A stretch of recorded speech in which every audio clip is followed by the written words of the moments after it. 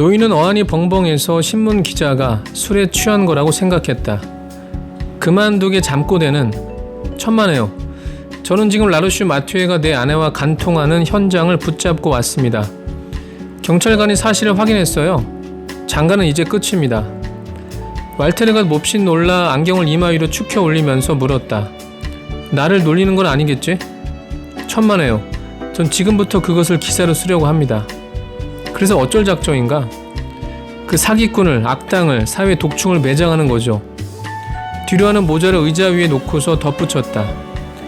제 앞길에서 거치적거리는 놈은 처치해야 돼요. 절대로 용서하지 않을 테니까요. 사장은 그래도 이해할 수 없는 모양으로 중얼거렸다. 그런데 자네 부인은? 날이 새면 이혼 소송을 시작하겠습니다. 그 여잔 죽은 포레스트에게 돌려주겠어요. 헤어질 텐가? 물론이죠. 전 여태까지 세상 사람들의 웃음거리가 되어 왔습니다만 현장을 잡기 위해서 모른 척했습니다. 계획대로 잘 되었죠. 이제부터는 모든 것이 제 손안에 있으니까요. 왈테르 씨는 벌린 입을 다물지 못하고 겁먹은 눈으로 뒤로아를 쳐다보면서 생각했다. 이놈을 잘 키우면 써먹을만 하겠는걸?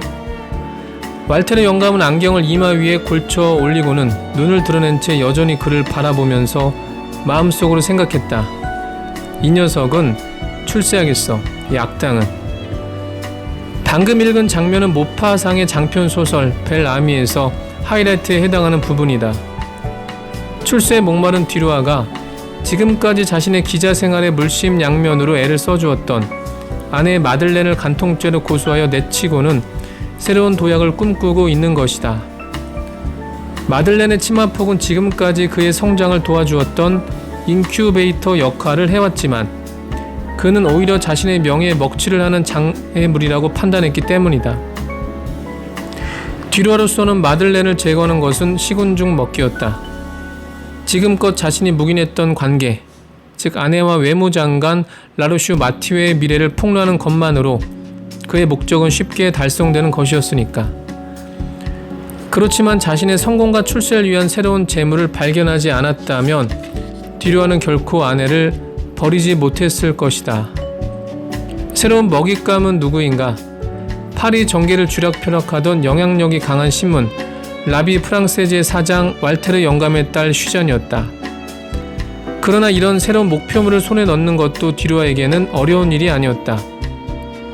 신은 그에게 윤리적인 성품이나 냉정한 지성을 허락하진 않았지만 파리의 거의 모든 여성들을 흘릴 만한 매혹적인 외모와 화수를 주었기 때문이다.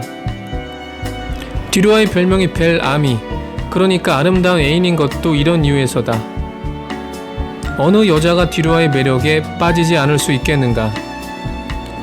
시골뜨기에 불과했던 뒤로아가 능력 있는 미모의 기자 마들렌과 결혼한 것도, 심지어 왈테르의 부인이자 슈잔의 어머니인 비르지마저 자신의 정부로 만들 수 있었던 것도 모두 그의 잘생긴 외모 덕분이었다. 모파상의 소설 벨 아미는 19세기 최고의 도시 파리에서 외모 지상주의에 빠진 여성들과 성공에만 눈이 먼 남성들이 펼치는 화려하지만 덧없는 군무를 묘사한 작품이다. 여기서 순수한 사랑이란 인간사를 이해하지 못한 철없는 사람들이나 추구하는 것으로 전락하게 된다.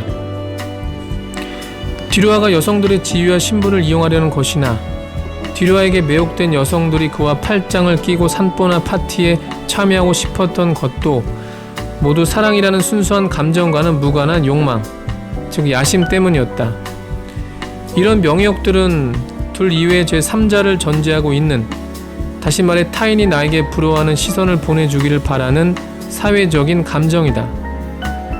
그러니까 잘생긴 남자는 높은 지위를 가진 여자를 소유하려는 욕망의 이면에는 희소성을 추구하는 사회학적 원리가 이미 작동하고 있는 셈이다. 다시 말해 잘생긴 남자를 애인으로 두는 순간 다른 여성들의 시샘을, 또한 높은 지위를 가진 여자를 애인으로 두는 순간 다른 남자들의 부러움을 받을 수 있다는 것이다. 그렇다면 순수한 사랑, 그러니까 일체의 야심이 개입되지 않은 사랑이란 존재할까? 스피노자라면 그것이 가능하긴 하지만 너무나 힘들고 그만큼 희소한 감정이라고 말할지도 모르겠다. 어쨌든 스피노자에게 사랑은 분명 우리가 가질 수 있는 정서 중 하나이기 때문이다. 야심이란 모든 감정을 키우며 강화시키는 욕망이다. 그러므로 이 정서는 거의 정복될 수 없다.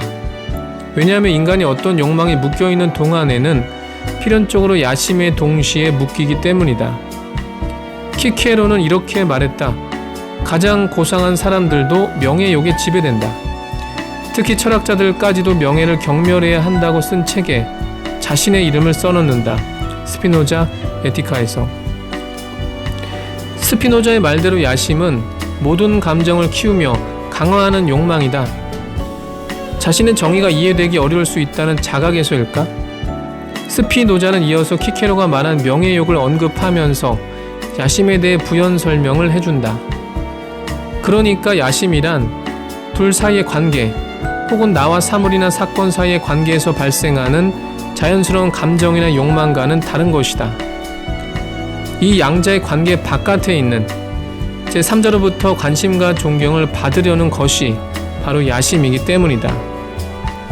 예를 들어 어떤 여자가 어떤 남자와 사랑에 빠졌는데 동료들이 어떻게 그 남자를 만나게 되었냐며 관심을 보이거나 혹은 그 남자 정말 멋지던데라고 말해줄 때가 있다.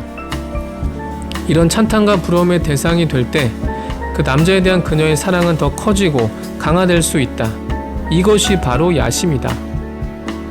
스피노자의 말대로 야심은 사랑만이 아니라 모든 감정이나 욕망에 그대로 작동하고 있다. 문제는 이런 야심이 때로는 원래 들었던 감정이나 욕망을 압도할 수 있다는 데 있다. 그냥 그 남자를 만나서 사랑의 감정이 싹 텄지만 어느 사이엔가 멋진 커플이라는 평가를 받으려는 야심이 조금씩 사랑의 감정을 잠식할 수 있다. 그래서 자기도 모르게 남자친구의 옷차림이나 연봉에 시시콜콜 참견하는 것이다. 자신을 만난 뒤 남자친구가 더 훌륭해져야 좋은 여자친구를 두었다는 평가를 들을 테니까. 심지어 남자친구가 보내준 사적인 편지마저 동료들에게 자랑 삼아 공개할 수도 있다. 자신이 얼마나 멋진 남자에게서 사랑을 받고 있는지 과시하기 위해서다. 이러는 사이에 조금씩 사랑이라는 사적인 감정, 두 사람만이 공유하는 여린 감정은 숨쉴 공간을 찾지 못하고 질식해 간다. 그리고 마침내 상대방은 내 삶을 과시하는 일종의 장식품처럼 전락하고 말 것이다. 인간이 어떤 욕망이 묶여있는 동안에는 필연적으로 야심에 동시에 묶일 수밖에 없다. 스피노자의 이 씁쓸한 당부를 읽는 순간 우리는 서글퍼지지 않을 수 없다. 사랑에도 이미 야심은 그림자처럼 따라다니고 있구나. 그래서일까? 사랑에 빠지는 순간 우리는 사랑의 행복을 의식적이든 무의식적이든 주변 사람들에게 알리고자 한다. 이것이 우리의 남루한 자화상이 아닐까? 자신의 행복을 알려서 모든 사람들로부터 주목받고 싶기 때문이다. 사실 대부분 사람들은 항상 행복한 상태에 있지 않으니 행복한 사람은 그만큼 주목받기에 충분하다. 이 순간 우리는 사랑하는 사람보다는 오히려 제3자들을 더 의식하고 있는 것이 된다. 어떻게 이런 상태를 사랑이라고 할 수 있겠는가? 외모를 미끼로 여성을 유혹하여 그녀의 지위를 발판으로 출세하려는 뒤로와 그리고 잘생긴 외모를 가진 남자를 얻어서 자신의 행복을 과시하려는 여성들.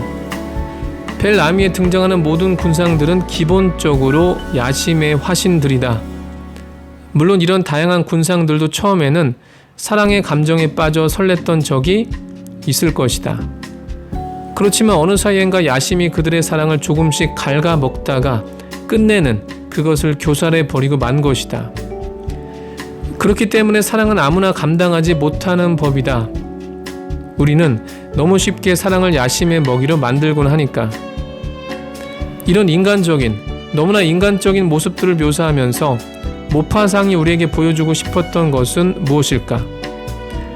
사랑에서조차 야심을 완전히 제거할 수는 없겠지만 그것을 통제하면 할수록 순수한 사랑이 가능해진다는 것, 바로 그것이 아닐까?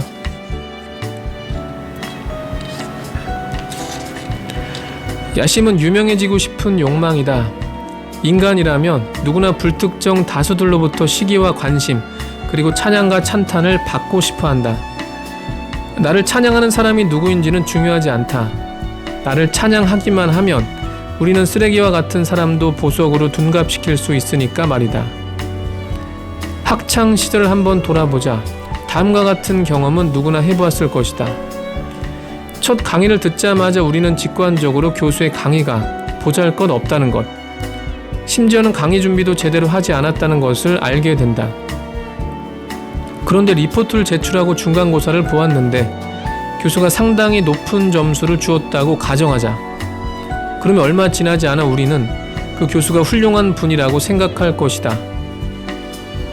더 정확히 말하면 나를 제대로 인정해준 사람이 이만큼 훌륭한 사람이어야만 한다는 논리가 심리적으로 작동하는 것이다. 그렇게 야심이 강한 사람은 너무나 취약한 영혼이라고 할 수 있다. 칭찬해주면 사족을 못 쓰는 아기와도 같다. 그러니까 강해 보여도 야심에 사로잡힌 사람은 나약하기 그지없는 존재다. 귀에 거슬리는 이야기는 듣지 않으려고 하고 당연히 자신이 어떤 상태에 있든지 객관적으로 자각하지도 못하기 때문이다. 인생을 전쟁이라고 할 때 이렇게 지피지기를 못하는 사람이 어떻게 삶이 남아 제대로 보존할 수 있겠는가? 직급이 높아질수록 우리의 야심은 더 커져만 간다. 그러면 진짜 위기가 다가오는 것이다. 더 위험한 것은 야심이 커질수록 너무나 다양한 감정들, 우리의 삶을 풍성하게 만들어주는 감정들이 모조리 고사될 수 있다는 점이다. 그래서 야심은 아카시아 나무와 같다. 너무나 생명력이 강하고 뿌리가 깊어서 주변의 다른 나무들을 모조리 파괴하는 아카시아 나무 말이다. 그렇지만 아카시아 꽃향기는 어찌나 매혹적이던지 야심은 적절히 통제해야만 한다. 그럴 때만 우리의 마음속에 다른 수많은 감정들도 자기 결을 따라 제대로 자라날 수 있고, 그러면 우리는 그만큼 더 행복에 다가갈 수 있을 테니 말이다.